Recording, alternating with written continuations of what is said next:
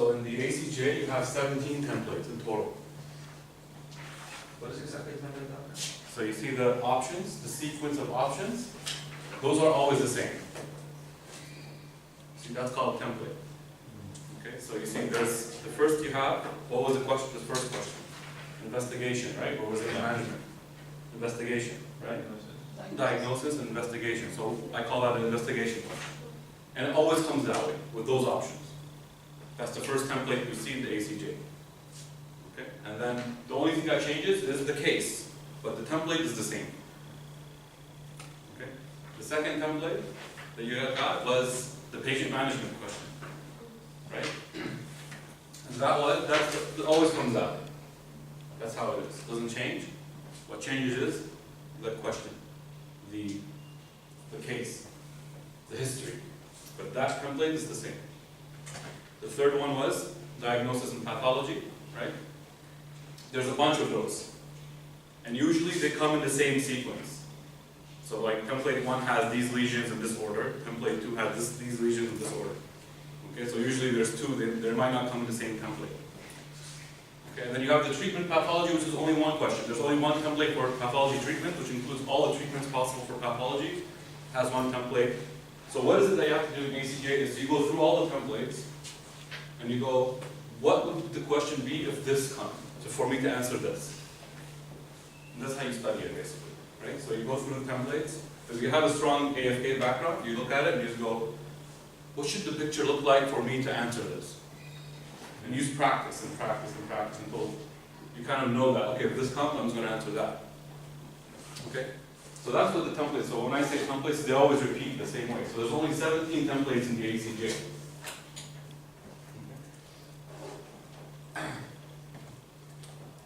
So that's templates.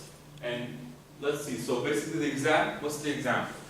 You're going to get 2 books. The first book is like what the case you had right now. Diagnosis, treatment planning, and clinical decision making. That includes investigation, patient management, pathology, perio, endo, ortho, pain management, pharmacology, that stuff. We're going to see all those. And you're going to have 3 hours and there's going to be 60 questions. 60 questions in total. Now the way it used to come was 6 cases, each one was 10 questions, so 60. So you get 6 cases, each one 10. Now it's a little bit different, it's just random. So there could be 10 cases, each one is different. So one case could be 3 questions, one case could be 5. Does that make a big difference? Doesn't matter. What makes a little difference is that you have to read more cases, right? But in the concept is not changing as a concept, right? But now it just makes it that you have more histories to read and remember, or if you leave a question, you go back, you have to, this is going to make it a little bit more tricky. Okay? The second book, the x-rays. You have 60 x-rays, you have to look at their interpretation and answer. Any questions so far? Is it clear?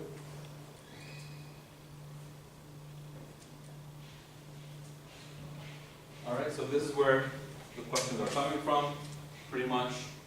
Now they said they have added restorative, but they actually are not bringing questions from restorative. So they could maybe just mean the restorative x-rays, meaning like contour of the filling and stuff like that. But they haven't brought in the exam restorative questions. Okay. Either way, once we're done with these, I'll tell you where these could come from. Okay, so we'll look at the OSCE, we'll sneak into the OSCE bit and be like, what's the restorative questions in the OSCE? That's where they're going to bring the new questions, if they do bring them. Okay, but you have to finish first ACJ, and then you go to OSCE. Okay, now let's jump to OSCE. So some tips. First, don't try to perfect it. So remember in AFK we said you don't have to answer every question right to pass. Here you don't have to answer every option to pass. Okay, so if you're doubting 10 options that are correct, you don't have to choose them all. Okay, don't try to get every single question that you have to fill it to the max. Because the more options you choose, the more risk that you're going to be wrong, and then you could lose the mark. So the way you want to do it is like this. I have a question, okay, and I'm suspecting 4 options. I'm considering 4 options to answer. I'm sure of 3. So I'll choose 3 out of 4. If you're more than half, it's good enough. Be satisfied with that. You see what I mean? Choosing that 4th one that you're not sure of, in X-rays especially, because everybody's like, I see it, no I don't see it, I see it, choose the ones you are sure of that no one will debate you on. Choose those ones. If they're more than the half of what you're suspecting, it's okay. Don't choose the 4th one. Okay, but maybe if you have 2 that you're considering, then maybe you could take a bigger risk because that's 50%. You want to be over 50%. Okay, so it depends. You want to choose the ones you're sure of and the ones you're suspecting. If you have enough sure of, don't choose the ones you're suspecting. Okay, but if you're suspecting everything and you're not sure of anything, then you have to take a risk and choose. So you have to decide when you're going to gamble here. You see, but the thing you don't want to do is every question have to get 100%. Okay, especially in X-rays. Now pathology, yes, you will, because in pathology you usually choose one answer in the diagnosis. But in X-rays, you want to play this game. Okay, I have enough. Be content. Okay. Like, what's the definition of enough? Like, how do I say it? Some questions you'll see calculus like on 10 teeth. Okay, that's good. If you see them and you're sure, pick them. But if there's one that you're suspecting, be satisfied with the 9 you pick. See what I mean? Don't go after that 10th. That's the concept. Because that's going to have a 0.1, and if it's wrong, it's going to waste the whole question. You see what I mean? So when you feel like you're above 0.5, half the question, the ones you're suspecting, it's satisfied. 2 or 3 options usually is enough for one question. If you're picking already 2 or 3, it should be satisfied. So it relies somewhat on judgment. Things could change based on the case.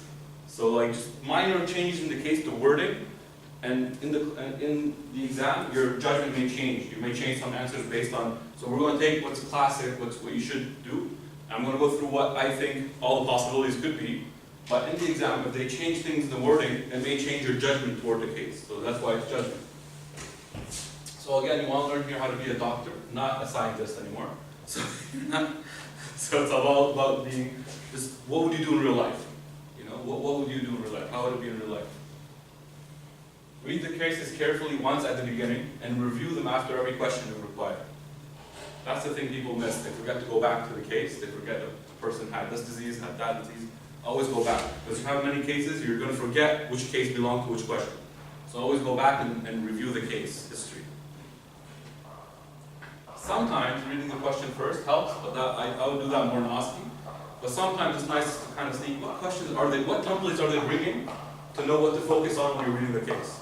So it could be like a trick thing to do, right? In OSCE, it's nice because in OSCE, you only have one question per case. In OSCE, every case has only one question. So it's nice to see, okay, let me see the question, and then I could know what to focus on when reading the case. So it's just something you consider. Periodontology, there's also some things on the NDEB website. The NDEB is aware that the American Academy of Periodontology published a new disease classification, so they changed something. However, they're still using all NDEB examination assessments for 2008 continue to be based on the 1999 classification. So no changes. Okay, nothing in classification. Don't care about that. It doesn't matter.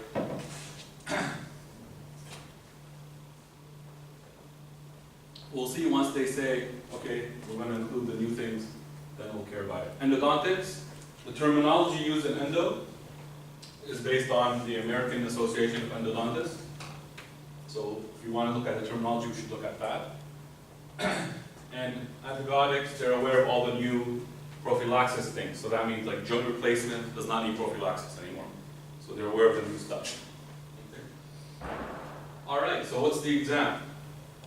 Management, oral pathology, periodontics, endodontics, pharmacology, local anesthesia, medical emergencies, ortho, and radiology. That's basically what's in this exam. Okay. So today, if it works, we're hoping to finish pathology.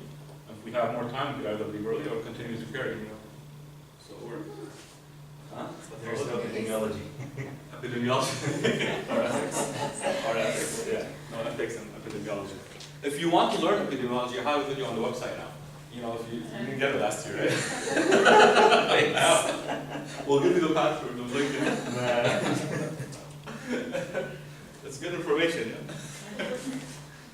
Okay, so let's look at the first 2 questions in the template, which is patient management investigation. So I don't like to do a typical AFK kind of, I'm not going to define just, here's this disease. What is it? What's this disease about? We want to look at it based on an ACJ way, because it's a unique exam. So they're going to give you patient info. What matters in the patient info? Okay. Yeah, age could matter. What could the age matter in? What could age help you with? Certain things that, like, glioblastoma has an Yeah. age and like Oh, aggressive periodontitis. Aggressive, that's a main one. So aggressive periodontitis. Remember we said localized aggressive periodontitis happened in young age versus chronic. So they have a young age here and maybe in somewhere in the intraoral exam, not a lot of plaque, but then you see an attachment loss, then you have to connect the dots here. They're not going to tell you in one AFK question. You have to connect the information, right? That's the thing. Blood pressure, that's the main thing here is we want to look at blood pressure and temperature really. Okay, so review the history of every question, answer this, read history quickly, read the questions, go back to history.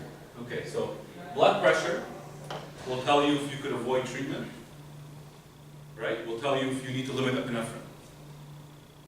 So what am I basing this on? Why is this important? Because the information, the templates, the answers don't need these that much, right? But the answers, there is an option that says avoid treatment, elective treatment. There is an option that says limit epinephrine. So you're looking at blood pressure.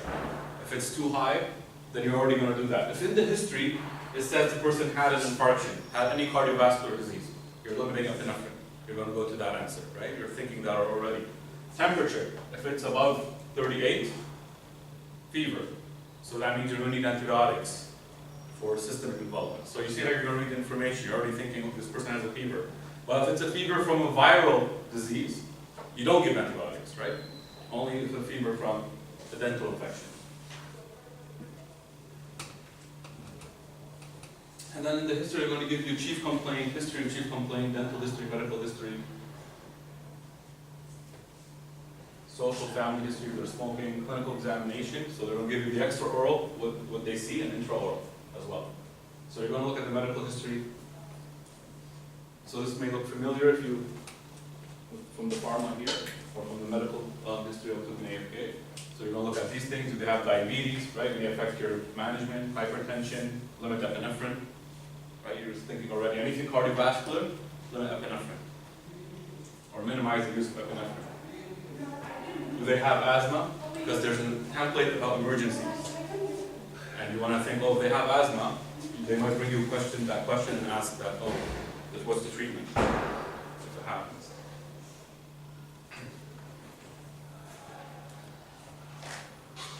Okay. HIV could help you diagnosing some diseases, ehrlichioplakia, Kaposi's, NUG, sometimes happens more in HIV, so you're thinking that it could happen, those diseases are more prone, or they're more likely to happen in HIV patients. Okay, so medical history. What about medications? Right, so you want to know these names. If you hear sartan, olosartans, ARBs, ACE inhibitors, right? This is cholesterol, propanolol, probably on blood pressure pills, right? Or it could be for other things like congestive heart failure, they beta blockers, metformin, diabetes, phenytoin. So they may tell you these, right? Advair, if they say Advair, then you know they're taking beta 2 blockers for asthma. Okay. This is also another for asthma, but it's daily. Allergies, penicillin allergy. If they're allergic to codeine, you can still give peppermint. Okay. Sulfite, you avoid or you give local anesthetic without epinephrine. Remember, it has to be sulfite. Right? You guys have any questions? Let me know, okay? So it has to be sulfite. Sulfa, no. It's okay. You give local anesthetic with epinephrine. Sulfite, you don't give local anesthetic with epinephrine. Sulfa has more. Sulfa is like sulfonamides, right? And aspirin, right? You could say aspirin, yeah, but No? they would say aspirin allergy. That's the thing. They don't say sulfa. Yeah. Not everybody knows that aspirin has sulfite. So I'm not sure if they will test you that way. They'll say allergic to aspirin.